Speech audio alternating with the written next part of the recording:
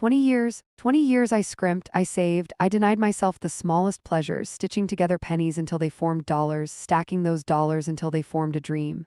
Not my dream, really. Theirs, Liam's and Chloe. A house. A tangible piece of security in a world that felt increasingly shaky, something solid beneath their feet that I never had growing up. I pictured it so clearly. A small brick bungalow, maybe, with a sturdy oak in the front yard shedding golden leaves in the autumn. A place where they could build their futures, raise their own families someday, safe and sound. A legacy of love, paid for with tired hands and missed vacations, with cheap coffee instead of lattes, with worn coats instead of new ones. Every extra shift I picked up at the library, dusting forgotten encyclopedias under flickering fluorescent lights, every coupon clipped with meticulous care, every time I walked instead of taking the bus, it was all for them. For that house. For the moment I could finally hand them the keys and say, "This is yours, build your life here." I remembered the cramped apartment we lived in after their father left. The thin walls, the noisy neighbors, the constant worry about making rent. I swore my children would have better.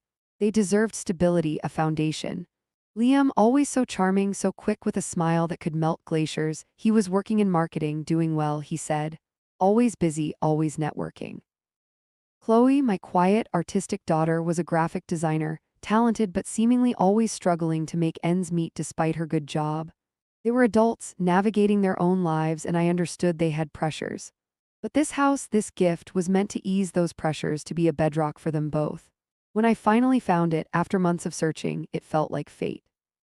A charming little place on Maple Street, not too big, not too small, with a porch swing and a rose bush climbing the trellis. It needed a little work, a coat of paint here, some love there, but the bones were good. Solid, dependable, like the love I poured into saving for it. The day I closed the deal, my hands trembled signing the papers. Not from fear, but from sheer, overwhelming relief and anticipation. 20 years of careful planning, of quiet sacrifice, culminating in this single, triumphant moment. I held the keys in my palm, the metal cool and heavy, feeling the weight of all those years settle into a profound sense of accomplishment. I couldn't wait to see their faces. I imagined tears, hugs, heartfelt thank yous. I imagined them walking through the empty rooms, planning where the sofa would go, arguing playfully about paint colors. I imagined future holidays gathered there, grandchildren maybe running through a sprinkler in the small backyard. It wasn't just bricks and mortar. It was a repository for future memories, a vessel for the continuation of family, anchored by my enduring effort. The sacrifices faded into the background, overshadowed by the brilliance of the achieved dream. I thought, this is what mothers do. They build nests, feather them with love and effort, and launch their children into a safer world. The reveal wasn't quite the movie scene I'd played out in my head 1,000 times. We met for brunch at a place they liked, one of those trendy spots with exposed brick and avocado toast that cost more than my weekly grocery budget used to. I waited until the coffee cups were half empty, my heart thudding against my ribs like a trapped bird. I slid the large envelope across the table, my hand still slightly shaky. I have something for you, I managed, my voice thicker than I expected. Liam picked it up, eyebrows raised in curiosity, that easy charm already playing around his lips. Chloe watched him, her expression harder to read, a familiar guardedness in her eyes. He pulled out the photo of the house first, then the copies of the deed, the keys tied with a simple red ribbon resting on top. There was a moment of silence. Liam blinked, looking from the photo to me, then back again. "Mom, what is this?" Chloe leaned closer, her gaze sharp. "The house," I said, trying to keep my voice steady, a smile trembling on my lips. "On Maple Street. It's for you two, to share, a place to start building equity maybe, or just security, a home base." Liam's charm flickered, replaced by a wide-eyed look that might have been shock or something else. "Mom, you bought us a house." His voice was loud enough to make a nearby couple glance over. Chloe's reaction was quieter. She picked up the keys, turning them over in her hand. "You bought this?" she asked, her voice barely a whisper. "With what?" The question hung in the air, sharp and unexpected. Not thank you, not oh my god, but with what? It pricked the balloon of my joy just a little. "With savings," I said softly. "I've been putting money aside for a long time for this." Liam recovered first, his charismatic mask snapping back into place. "Mom, this is wow, just wow, I don't know what to say." He reached across the table and squeezed my hand, his grip firm. "Thank you. Seriously, this is incredible." Chloe offered a small, tight smile. "Yeah, Mom, thanks, it's a lot." Their enthusiasm felt thin, like a coat of fresh paint over something old and peeling. Liam talked about maybe renting it out for passive income, a smart investment strategy. Chloe nodded along, adding something about needing to figure out the logistics, the taxes. It wasn't the dream of paint swatches and garden plans I'd envisioned. It felt more like they'd been handed a slightly inconvenient business opportunity, but I brushed it off. They were practical, my children. Raised in a world that valued strategy over sentiment, perhaps. And it was a huge gift, maybe they were just overwhelmed processing it. When we went to the lawyer's office a week later to officially sign the title over to them, putting it jointly in their names, I felt that surge of pride again. My lawyer, Mr. Henderson, a kind, older gentleman who'd handled my simple will years ago, reviewed the documents with me, then with them. "You're sure about this, Helen?" He asked me quietly beforehand, his eyes searching mine. "It's a significant asset." I nodded firmly. "It's what I've always wanted to do, David, give them a start." He sighed softly but didn't push. The signing itself was quick, impersonal. Liam cracked a joke with the paralegal. Chloe stared out the window. Afterwards, Liam gave me another firm handshake, Chloe a fleeting, cool hug. "We'll figure out the best way to manage it, Mom," Liam assured me. "Don't you worry." I watched them walk away, chatting about meeting friends for drinks, the keys to the house, my 20 years of sacrifice dangling forgotten from Liam's finger. A tiny seed of unease sprouted in my chest, but I told myself it was just postpartum nerves after birthing such a monumental gift. They were busy. They were practical. They loved me. Of course they did. Weeks turned into months. The initial flurry of texts about the house, vague mentions of needing to clear out some old furniture left by the previous owner, sorting insurance, dwindled, then stopped altogether. When I brought it up gently, tentatively during our infrequent phone calls, the answers became smoother, more practiced, and somehow even more evasive. "Oh yeah, the Maple Street place," Liam would say, his voice distracted, like he was scrolling through emails while talking. "It's coming along. Just dealing with some boring paperwork stuff, you wouldn't be interested." Chloe was even vaguer. "We're handling it, Mom, don't worry your head about it." Worry my head about it? It had consumed my thoughts, my energy, my finances for 2 decades. How could I not worry? I started to feel like a nuisance, an unwelcome reminder of an obligation they hadn't asked for. Was the gift a burden? Had I misread everything? Doubt began to cloud the edges of my mind, a persistent fog I couldn't seem to wave away.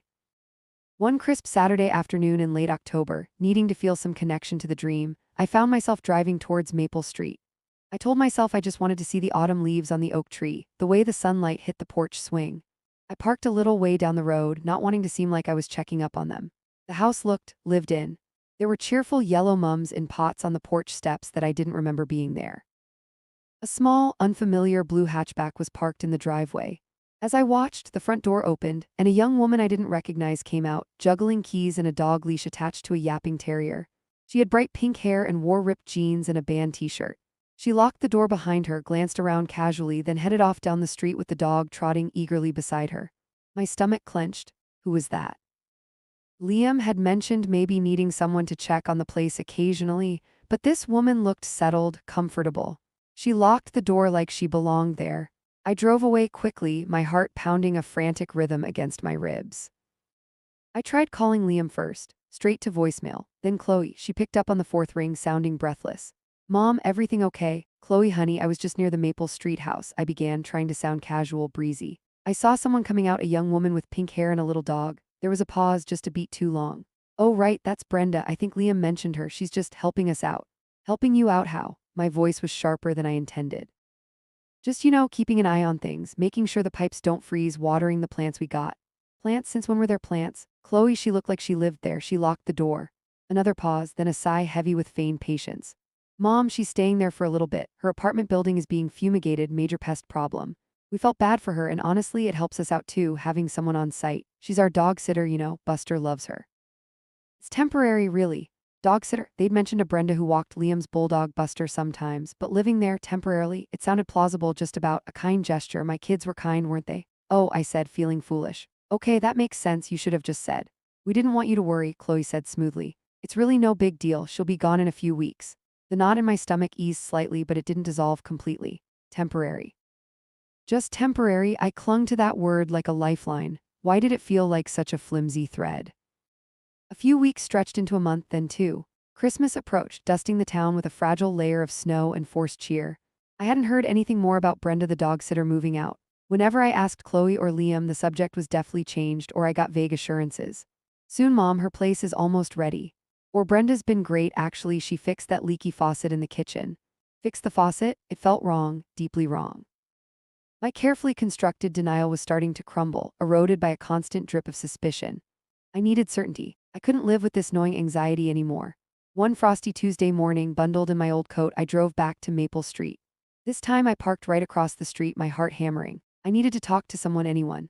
As luck would have it, Mrs. Gable, the friendly older woman who lived next door to the house, was just coming out to collect her mail. She waved cheerily. I took a deep breath and got out of the car, forcing a smile. "Good morning, Mrs. Gable," I called out, walking across the quiet street. "Helen, isn't it? Chloe and Liam's mother," she beamed. "Lovely to see you. Are you visiting Brenda?" My blood ran cold. "Visiting Brenda? Brenda," I echoed, trying to keep my voice light. "Oh, the young woman staying there temporarily." Mrs. Gable frowned, tilting her head. "Temporarily? Oh, I don't think so, dear. She's been here since, let me see, late summer, August, I think. Signed a lease, she told me." So excited to have her own place, poor thing had a rough go before this. Signed a lease, own place, the words hit me like physical blows, my carefully constructed reality shattered, shards of ice piercing my chest. "A lease," I whispered, the sound barely audible. "But my children own the house." Mrs. Gable looked confused, then concerned. "Well, that's odd. Brenda, the young lady living there, she definitely said she's renting. From some property management company, I think she mentioned. She even had painters in last month, did the whole downstairs in that fashionable gray color. Lovely girl, really. Very quiet, keeps to herself mostly, except for walking that little dog of hers. Painters, renting, property management company, not my children, not their temporary dog sitter guest. A stranger. A stranger living in the house I poured my life into, painting the walls, paying rent to some anonymous company. The betrayal was absolute, breathtaking in its cruelty. Mrs. Gable was still talking, something about Brenda's boyfriend visiting on weekends, how nice it was to see lights on in the house again after it sat empty for a bit, but her voice sounded distant, muffled, like I was underwater. All I could hear was the rushing sound in my own ears, the frantic pounding of my heart, the echo of Chloe's smooth dismissal. "It's temporary, really?" Liars, they had lied, so easily, so completely, to my face. About the single most significant gift I had ever given, perhaps the most significant thing I had ever done. The cold air bit at my cheeks, but I didn't feel it. All I felt was a vast, icy emptiness opening inside me. Why, how could they? The house stood there, solid and indifferent under the pale winter sun. My dream, their collateral, someone else's home. I don't remember driving home. My mind was a maelstrom of hurt, anger, and disbelief. How could they? How could Liam, with his easy charm that now seemed reptilian, and Chloe, my quiet girl whose silence I now saw as complicity, do this? The house wasn't just a building, it was 20 years of my life condensed into bricks and mortar. It was love, sacrifice, hope. And they had what? Sold it, rented it out through a company to hide it from me, given it away to their dog sitter. The absurdity, the sheer callous disrespect was staggering. I paced my small living room, the familiar floral wallpaper seeming to close in on me. I looked at the photos on the mantelpiece, Liam grinning at his college graduation, Chloe holding up a prize-winning drawing from high school. Were those moments real? Or just performances in a long play of taking, of accepting my sacrifices without truly seeing them? The carefully constructed image of my loving, successful children crumbled, revealing something grasping and hollow underneath. I knew I had to confront them, not with tentative questions this time, but with the cold, hard truth I'd learned from Mrs. Gable. I texted them both, summoning them to my apartment that evening. "We need to talk, urgently. No pleasantries, no room for evasion." Liam arrived first, looking slightly irritated, checking his watch. "Mom, is everything okay? I had plans." Chloe slipped in behind him, her face pale, refusing to meet my eyes. I didn't offer them coffee. I didn't ask them to sit. I stood in the middle of my living room, the room where I'd counted pennies and dreamed of their future, and I faced them. "I spoke to Mrs. Gable today," I said, my voice low and steady, devoid of the tears that threatened behind my eyes. "The neighbor on Maple Street." Liam's faux nonchalance faltered. Chloe visibly flinched. "She told me about Brenda," I continued, the words tasting like ash. "About her lease, about the painters, about her living there since August." Silence, thick, suffocating silence. Liam opened his mouth, then closed it again, color draining from his face. Chloe stared fixedly at the worn pattern on my rug. "So," I pressed on, the tremor finally entering my voice, fueled by pain. Tell me how the dog sitter ended up renting the house I bought for you, the house I gave you." Liam ran a hand through his perfectly styled hair, his composure shattering. "Mom, look, it's complicated, complicated." I echoed, the word sharp enough to cut glass. "Try me." It was Chloe who finally broke the dam, her voice choked with tears that seemed more self-pitying than remorseful. "We had to, Mom, we needed the money." "Money?" I stared at her, uncomprehending. "What money? I gave you a house, an asset worth hundreds of thousands of dollars." Liam stepped forward, taking over, his voice regaining a semblance of control but laced with desperation. "We had some debts, okay? Bad investments on my part." Credit cards for Chloe, it was piling up. We saw the house as a way out. A way out, my gift, my sacrifice, their emergency exit. So you sold it? I asked, the room spinning slightly. No, not exactly, Liam rushed to explain. We couldn't sell it that quickly and the market wasn't great. Brenda offered a solution. She was looking for a place, couldn't get approved for a mortgage herself, but she had some savings. She offered us a lump sum, significantly less than market value, but enough to clear our immediate debts if we signed the house over to her. It was a private arrangement. Signed the house over, my breath hitched. You gave her the house I bought? Chloe sobbed harder. We didn't know what else to do. Brenda was so helpful, she listened. She suggested this company that could structure it like a long-term lease to own, but essentially, yes, it's hers now, legally. Legally hers. The words hammered into my soul. They hadn't just rented it out behind my back. They hadn't just sold it for profit. They had given it away for a fraction of its worth to their dog sitter to solve their own financial mismanagement. My 20 years of sacrifice traded for debt relief. The casual cruelty of it, the utter disregard for the meaning behind the gift, left me speechless. They stood there, my children, one trying to justify, the other crying, and I felt utterly, devastatingly alone. They hadn't just given away a house. They had thrown away my love. The immediate aftermath was a blur of raw, jagged emotion. Anger surged, hot and fierce, followed by waves of profound, soul-crushing hurt. How could they value my sacrifice so little? How could they look me in the eye and lie for months? The justifications they offered, their debts, Brenda's convenient offer, their desperation, felt like flimsy excuses papering over a gaping void of selfishness and ingratitude. It wasn't just the house, it was the betrayal. The knowledge that my own children, the center of my world for so long, could be capable of such calculated deception, such casual disregard for my love and effort. Our relationship, already strained by distance and their vague evasiveness, now lay shattered beyond recognition. The trust, painstakingly built over years, evaporated in an instant, leaving behind only the bitter residue of disillusionment. I asked them to leave my apartment that night. I couldn't bear to look at them, couldn't stand the suffocating weight of their presence and their pathetic attempts at apology, which only twisted the knife further. We're sorry, Mom, Liam had mumbled, shuffling his feet like a guilty schoolboy. We know it looks bad. Looks bad, it was catastrophic. Chloe couldn't even speak, just hiccuped tears. Their sorrow felt performative, centered on their own discomfort rather than the pain they had inflicted. Once the door closed behind them, the silence in my small apartment was deafening. I sank onto my old sofa, the one I'd deliberately chosen not to replace so I could save more for the house, and I finally let the tears come. Not the quiet, dignified tears I might have shed before, but wrenching sobs that tore through me, leaving me empty and aching. In the days that followed, a cold clarity began to settle over the emotional wreckage. I started replaying conversations, re-examining past events through this new, harsh lens. Liam's constant need for loans I'd always framed as helping him get established. Chloe's passive acceptance of my help, her vague complaints about money despite her good job. Had I enabled this? Had my constant willingness to sacrifice, to put their needs above my own, inadvertently taught them that my resources, my efforts, were endlessly exploitable?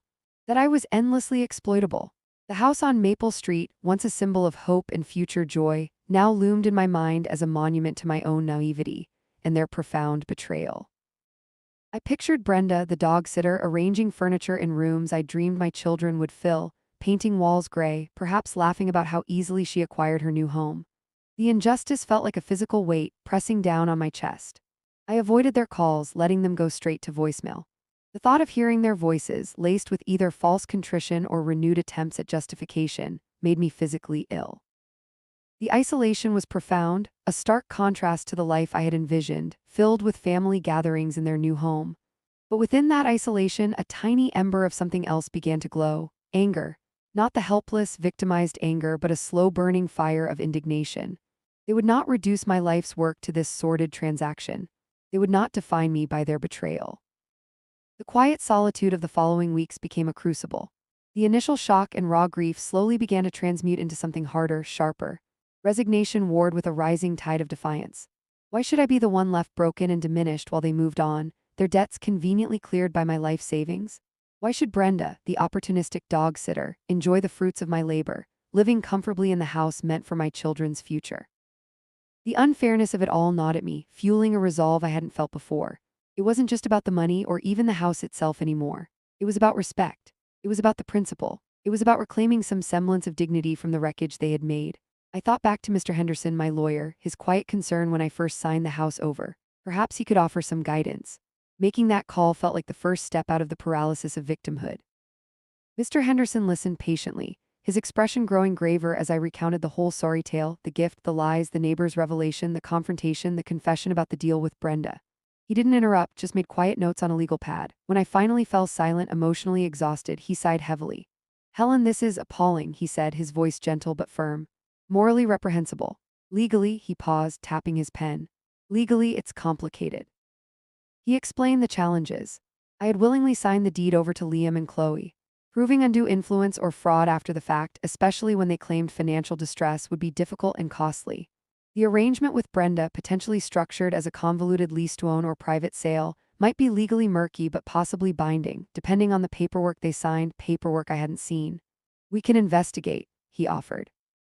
Send letters, request documentation regarding the transfer to this Brenda person. But I need to be honest, Helen, revering this transfer outright will be an uphill battle. It could take years and cost a significant amount in legal fees with no guarantee of success. His words were sobering, not the swift sort of justice I had perhaps foolishly hoped for. Yet strangely, I didn't feel defeated. Talking to him, exploring options, simply taking action, it felt empowering. It shifted the focus from my pain to a potential path forward, however uncertain. What about the value? I asked. They essentially gave away an asset worth far more than the debt they claimed to have cleared. Isn't there something unjust about that enrichment, especially considering the source of the asset? Mr. Henderson acknowledged the point. There might be grounds to argue for some form of financial recovery based on the discrepancy in value, or potentially proving that the transfer was designed to defraud me, the original benefactor, even if indirectly. It was complex, he reiterated, but not entirely hopeless. Let's start by requesting all documentation related to the Maple Street property from your children and from this Brenda, he suggested. Their response or lack thereof will tell us a lot. I agreed. The act of setting the legal wheels in motion, however slowly they might turn, felt like drawing a line in the sand. I would not simply absorb this blow and fade away. I had sacrificed for 20 years, I could fight for myself now. That evening, I didn't look at the photos on the mantelpiece. Instead, I pulled out an old box of watercolor paints I hadn't touched since before the children were born. I found a pad of paper, and I started to paint. Not the house, just colors, swirls of blues and greens. It wasn't much, but it was mine. The legal letters went out.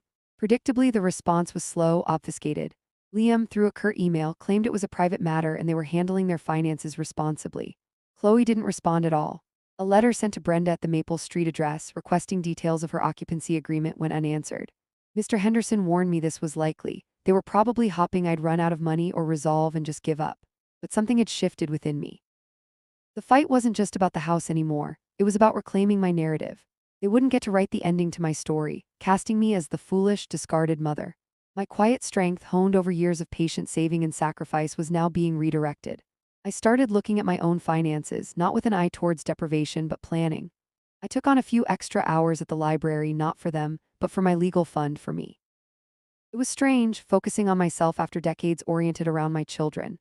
I reconnected with an old friend, Martha, who I'd drifted away from during the all-consuming years of raising Liam and Chloe and then saving for their future.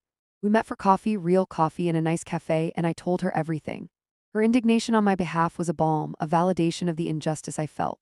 Helen, you gave them everything, she said, squeezing my hand. They don't deserve you. Her simple, unwavering support was more fortifying than I could have imagined. I started taking walks in the park, not rushing, just observing the changing seasons. I rediscovered the simple pleasure of reading a novel without feeling guilty that I should be doing something more productive.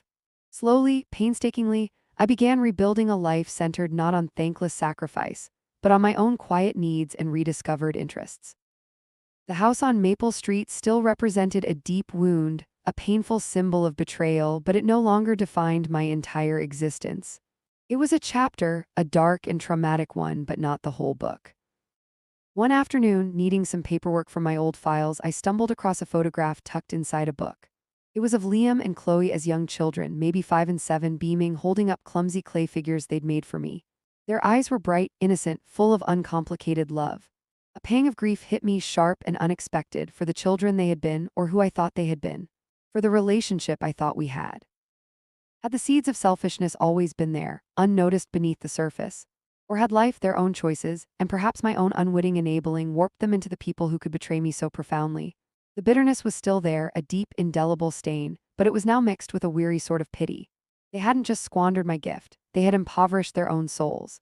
They had traded integrity for convenience, familial love for temporary financial relief. What a terrible bargain they had made. And the ultimate price? Losing their mother, not in death, but in the death of trust, the death of respect. The legal process dragged on, as Mr. Henderson predicted.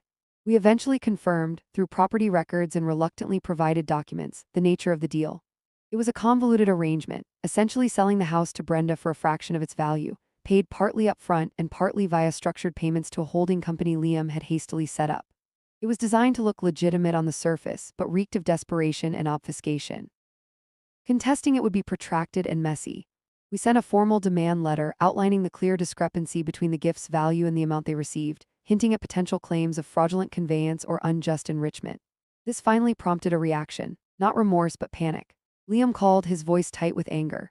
"Mom, what are you doing? Are you trying to ruin us, after everything we did to fix our situation?" His utter lack of perspective was breathtaking. Their situation, caused by their choices, fixed by sacrificing my gift.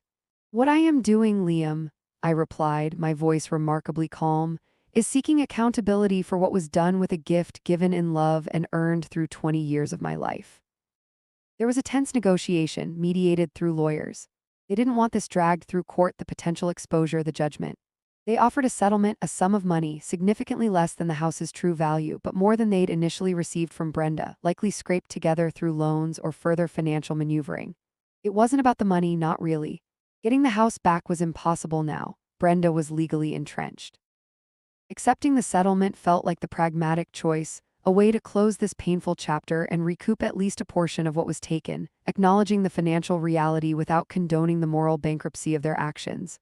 But before I agreed, I insisted on one thing: a final meeting. Face to face.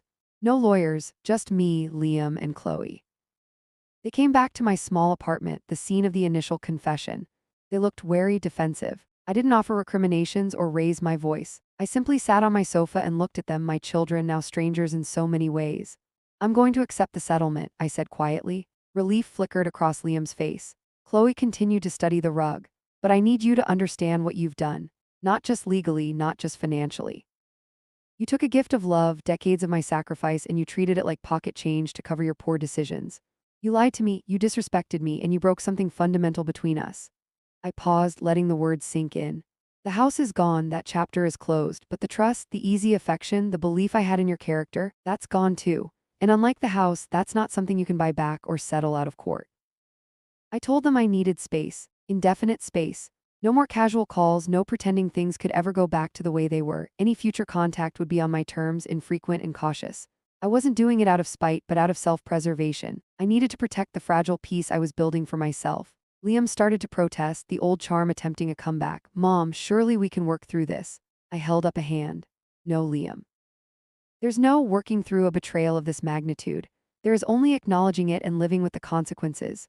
Your consequences are that you've profoundly damaged your relationship with your mother. My consequence is learning to live with that." Chloe finally looked up, tears streaming down her face. "I'm so sorry, Mom," she whispered. It sounded more genuine this time, but it was too little, far too late. "I know," I said softly, and perhaps she was.